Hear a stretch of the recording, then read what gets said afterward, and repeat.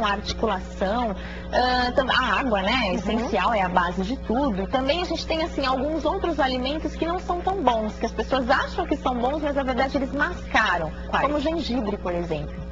Muitas pessoas têm o costume, né, de mascar cristais de gengibre, achando que tá melhor a voz. Muitos cantores também fazem isso, pode irritar um pouco se tiver com alguma informaçãozinha, né? Então, além de irritar, o gengibre tem o efeito de anestesiar, é semelhante ao álcool, porque alguns cantores também, né, tomam uma bebidinha, né, uma destilada antes dos shows e acham que melhora, que está aquecendo a voz. E na verdade não, porque esses produtos, tudo que tem álcool e o gengibre, por ser muito forte, ele deixa a prega vocal muito irritada. Então imagina, se meu braço estiver anestesiado, eu posso pôr ele no fogo? Posso, eu não vou sentir nada. Mas depois que passa o efeito, se eu tiver braço ainda, né, tá com uma lesão de segundo, terceiro grau, é a mesma coisa a nossa voz.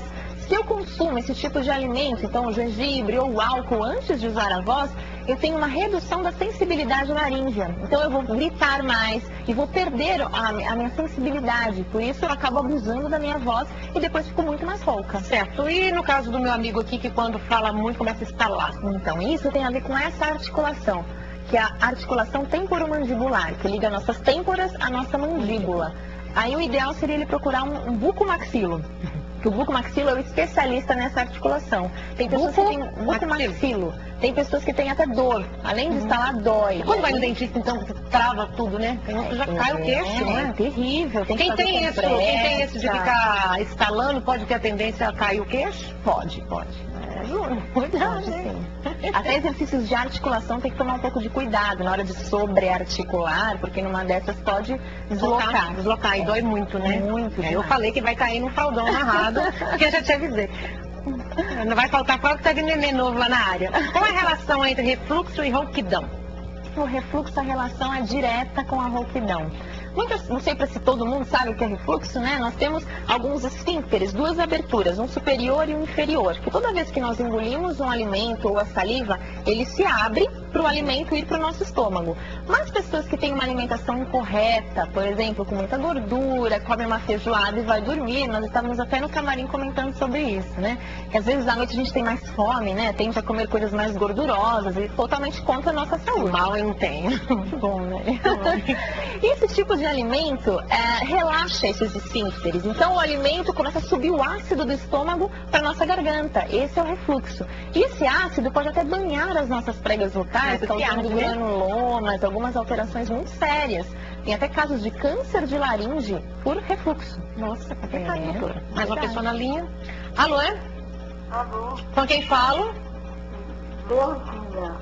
Oi? Leondina. Leondina? De Mauá. De Mauá, bem-vinda, querida. Pode fazer a sua pergunta. Eu queria perguntar pra você, eu tô muito louca. Percebemos, Leondina. Eu tô mexendo com a fono. Mas eu queria saber, foi ar-condicionado que eu vendi no banco. Peraí, Leondina, tá difícil, minha amiga. Fala um pouquinho mais devagar, então, já que não pode falar mais alto. Então, eu queria saber. A rouquidão, alguma coisa? É a rouquidão. Tá. Tem um monte de exame e ninguém descobre o que eu tenho. Agora eu tô tratando com a fono. Entendi. Boa tarde, Leondina. Assim, a rouquidão pode ser sinal de várias coisas. Então, como eu disse, do abuso vocal. Ela disse que ninguém descobriu. Fez vários exames e não descobriram o motivo da rouquidão. E tem que ver se você já passou com uma fono, eu não entendi. Agora eu estou passando com a fono. Ah, que bom. Com o otorrino você passou Já também? passei com o otorrino, médicos de cabeça. Entendi. Já fiz vários otorrinos, ninguém descobre. Desde quando a sua voz está assim, Leondina? Já vai fazer um ano. Um ano. Um ano. E você teve algum episódio de abuso da voz, alguma gripe, alguma doença antes disso? Não, foi no banco, que eu peguei ar-condicionado no banco. Aí veio pra fora, tava tão quentinha, aí a voz ficou ali. E não voltou mais? Não. Entendi. Quantos anos você tem, Leondina? Eu tenho 68. 68. Então, o importante é que você já está em tratamento com uma fonoaudióloga, né? Essa é a base. Então, assim, se não descobriram nada, existem alguns exercícios que a gente faz para melhorar o som da voz, né? Tem todo mundo conhece, né? Exercício de vibração.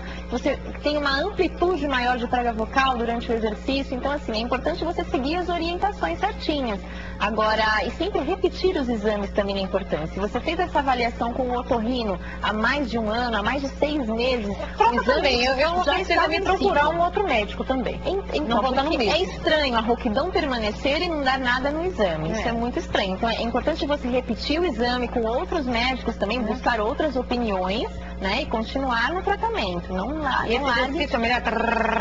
Então, depende da causa, depende do que ela tem na prega vocal. Então, tem um que você faz durante 2 minutos, já deixa a voz mais limpa e sempre sem esforço. Não posso fazer com força, né? Tem que ser suave. Então, Ô, doutora Fernanda, tem dicas como ensinar as pessoas a colocar o ar aqui?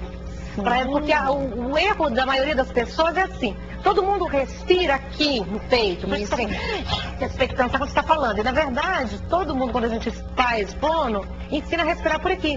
Porque aqui, você enche aqui o pulmão e ninguém percebe. Então você fala, não fica aquele peito, falando, parece que tá, né? Verdade. Tem que jogar. Como que é o segredo para ensinar as pessoas a colocarem o ar aqui? Cada vez que a gente respira muito superior, com elevação de ombros, de peito, né? a gente tensiona, que depois tensiona o pescoço, tensiona a laringe. Eu nem assim tá tensionando, porque eles fazem aqui. Eu vejo o movimento aqui, né? Que fica o tórax, parece que fica assim, a respiração fica assim, né? Sobe o peito, abaixa o peito pra respirar. Quando eu jogo esse ar para baixo, eu aumento a base dos pulmões. E a potência, então eu tenho muito mais ar para falar forte, para falar frases mais longas, sem respirar o tempo todo e fica muito mais elegante também. Qual é o segredo, então? Então, nós temos que, na verdade, é um treino, né? E não dá para automatizar de um dia para o outro, né? Então a gente tem que treinar sempre, várias vezes por dia, até isso ficar automático. Você tem que imaginar que a sua barriga é uma bexiga. Na hora que você inspira o ar, a bexiga cresce, e na hora que você expira, a barriga encolhe. Não sei se dá pra ver. Dá. É esse movimento. Aí depois joga pro lado. Isso, então a gente sente as costelas aumentando, a barriga cresce um pouquinho e é esse o movimento do nosso diafragma. Ó, beleza. Eu adoro esse dia. Já trabalha o abdômen ainda, que perfeito. Alô? Alô? Com quem fala? Darcy. Tudo bem? Tá falando de onde, querido? Tudo bem. Você tá falando de onde? Tô falando em Santo André. Bem-vindo. Vozeirão bonito você tem. Agora pode fazer a pergunta pra Fono. É, sobre isso que eu queria perguntar pra doutora. É que eu canto, né? Eu toco teclado, canto. Tá legal, vozeirão? Né? Como é que se diz? Existe alguma coisa que pode prejudicar a minha voz? A minha voz, ao vivo, se você conversar, é uma forma. Falando pelo telefone. Ou no microfone, é outra coisa. Você quer saber alguns cuidados pra voz? Atormentado. Ô, Darcy, você quer saber algumas dicas pra conservar a voz? Isso.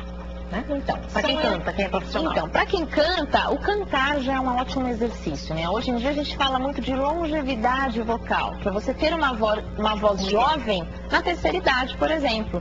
As pessoas que cantam, já existem pesquisas disso, tendem a ter uma voz mais jovem até a terceira idade, porque geralmente os homens ficam com a voz um pouco mais aguda e as mulheres com a voz um pouco mais grave. Tanto que a gente atende o telefone, né, quando fala com um velhinho, tá falando naquele jeito, você não sabe se é um homem ou se é uma mulher, porque a voz é muito semelhante.